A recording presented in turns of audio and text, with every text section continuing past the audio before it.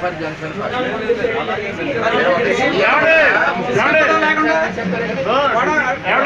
ఒక రాష్ట్ర సీఎం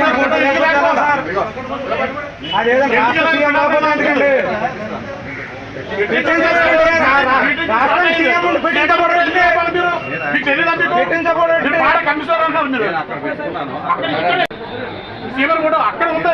ఇక్కడ ఎందుకు లేదు సీఎం ఫోటో? జరిగింది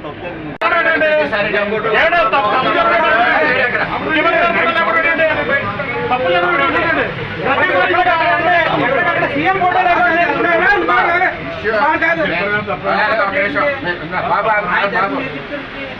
ఆఫీసర్ అడుగుతున్నా.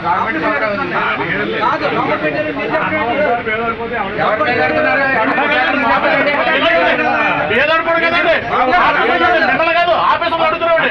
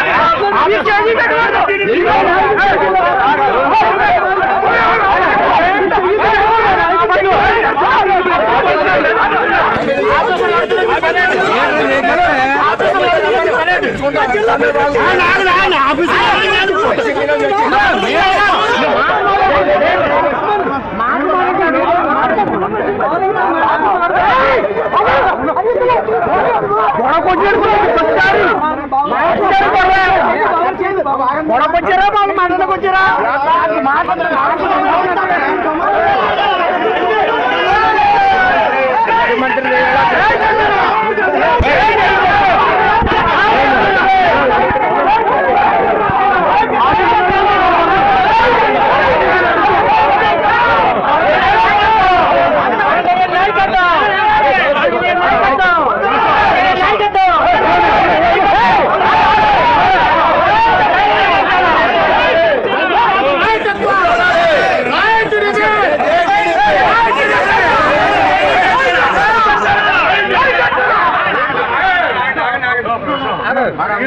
నేను ఆఫీసర్ని అడుగుతున్నాను.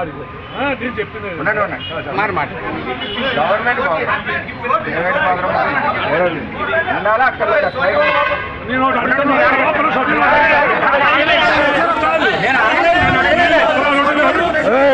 తీసుకెళ్ళి ఆఫీసర్ పట్టుబెట్టి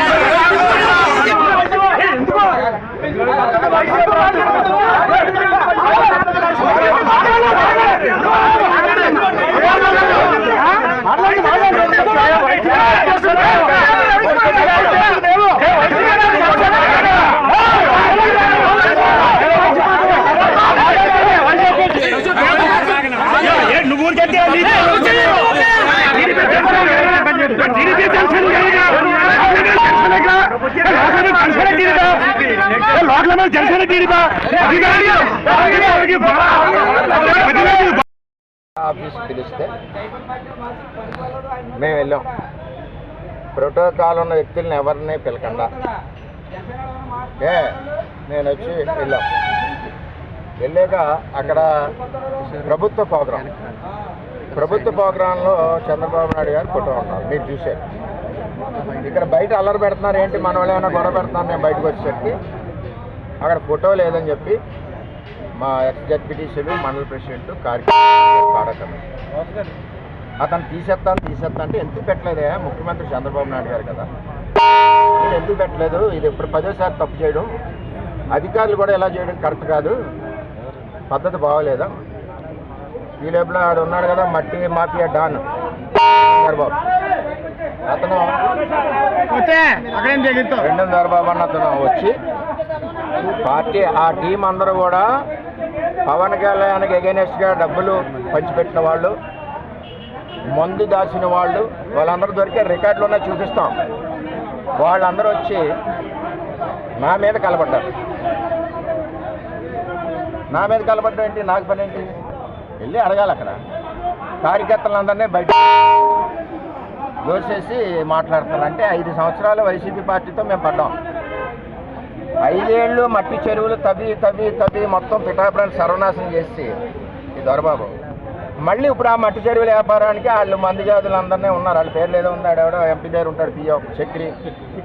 ఈ మట్టి డాన్లు అందరూ కూడా పార్టీలోకి వచ్చారు.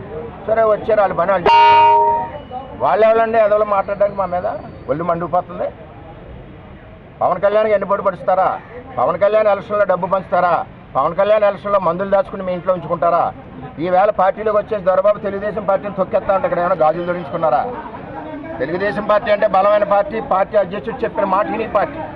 అరే ఎక్కడికి వెళ్ళినా నోరు మూసుకుని ఎన్నాళ్ళేసి వచ్చావంటే 6 నెలలేసి వచ్చావని మేము వెళ్తుంటే పార్టీ క్రమశిక్షణతో చంద్రబాబు నాయుడు ఫోటో పీకేయడం, మమ్మల్ని దోసేయడం, స్టేజ్ మీద చైర్లు లేకుండా చిన్న కార్యకర్తలందరూ కూర్చోబెట్టి మమ్మల్ని నిలబెట్టడం, ఇది ఎక్కడ అవమానం అండి? ఎన్ని రోజులను పడాలండి అవమానం?